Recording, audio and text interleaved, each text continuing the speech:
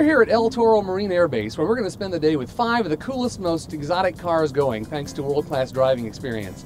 We'll put them through our paces with the acceleration, braking, figure eight, that sort of thing, test a little bit of new test equipment along the way, and at the end of the day, we'll pick our favorites. First up, the 2008 Maserati Granturismo. This car is most unlike the others. Bigger, heavier, softer, and a lot prettier. The baritone wail is every bit as delightful to the ears as the Pininfarina bodywork is to the eyes.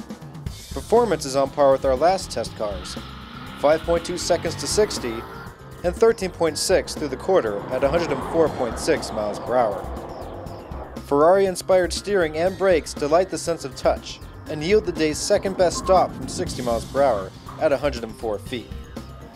These attributes combine with neutral handling dynamics and 0.95G grip to keep the Maserati from ever feeling as big as it is. Next up, the 2008 Audi R8 4.2 Quattro.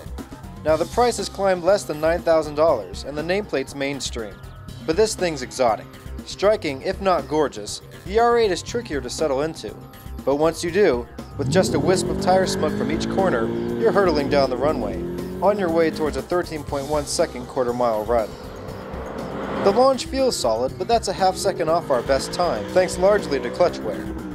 Brake pads may be a touch glazed too, resulting in the day's longest stops from 60. But figure 8 performance is spot on, and the precise way this car reacts to nano inputs of steering and braking reinforces our choice, crowning this the best handling car of 2008. The 2007 Ferrari F430. Now we're getting our money's worth. The F430's novel steering wheel Manatino switch and big tack will confirm that this car was engineered by folks who've won 7 F1 titles this decade.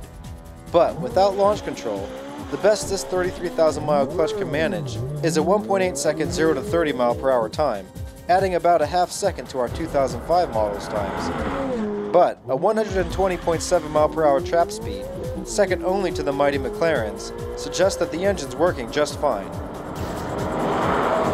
Braking from 100 miles per hour is the day's best at 289 feet. With no drive torque to the front, there's a tendency toward tail wagging in the figure 8, but a flick of the wheel counters it easily.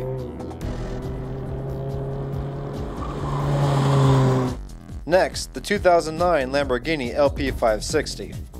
Wow, take the best elements of the Audi R8 and Ferrari, and this is what you get. It launches as hard as the R8, but pulls way harder, hitting 60 miles per hour in 3.8 seconds, the best of the day, and keeps charging hard to 170 miles per hour in just 25.7 seconds, and leaving plenty of room to stop. Handling numbers are equally extreme, 1.01G lateral grip, and a neck-straining 23.9 seconds at 0.84G in the figure 8, that ties for 6th best in MT production car history with the Murcielago LP640. And finally, the 2006 Mercedes-Benz McLaren SLR. Now here's what happens when Germans let their metaphoric hair down and build an outrageous, over-the-top automobile. This is the priciest, quickest, lowest production model here, and yet in many ways it's no more exotic than the Maserati. Front engine, rear drive, 5-speed automatic, big doors, easy in and out. But man, does this thing accelerate. Feather the throttle through all of first gear, then press foot to floor, and the scenery blurs like stars in the Millennium Falcon's windshield. Hit the brakes, and the rear wing rises as an air brake, helping stop from 100 miles per hour in 300 feet, second best in the group.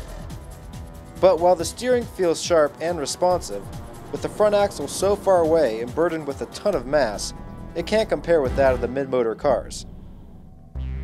And that was it. With all of our testing completed, it was time to talk to each of our editors and see which car impressed them the most.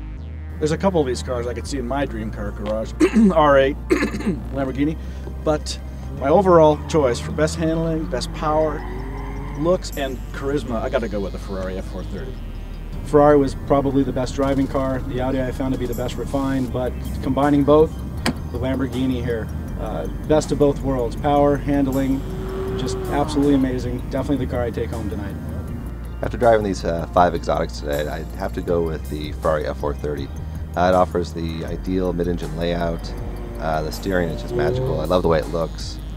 Most of all, there's no replicating the sound from this V8 right behind your ears. It's fantastic. I thought the SLR was a little too gaudy. It's a brutally fast car in a straight line. I like the Maserati, but if I'm going to carry 4 people, I'll take the Quattroporte. Lamborghini is very nice, very raw edged. So is the Audi, but I hate the transmissions in both of them. I'd rather have a manual. But going with the cars that are here right now with these transmissions, I'd have to take the Ferrari F430 with the F1 paddle box. Like my colleagues, I had a great time blasting around here in the Lamborghini and the Ferrari especially. They're great extreme cars when you're going 10/10s. But if I'm going to take one home and live with it, give me the Maserati. This thing is very fast, very comfortable. When you're not going at a zillion miles an hour, it calms down, it's quiet, it's comfortable, it takes 4 people if you want, and I'm just knocked out by the Pininfarina styling. So that was our day. It's been a great day. We thank World Class Driving. Check them out if you'd like to spend a day with 5 cars very much like this, and we'll see you for the next big day.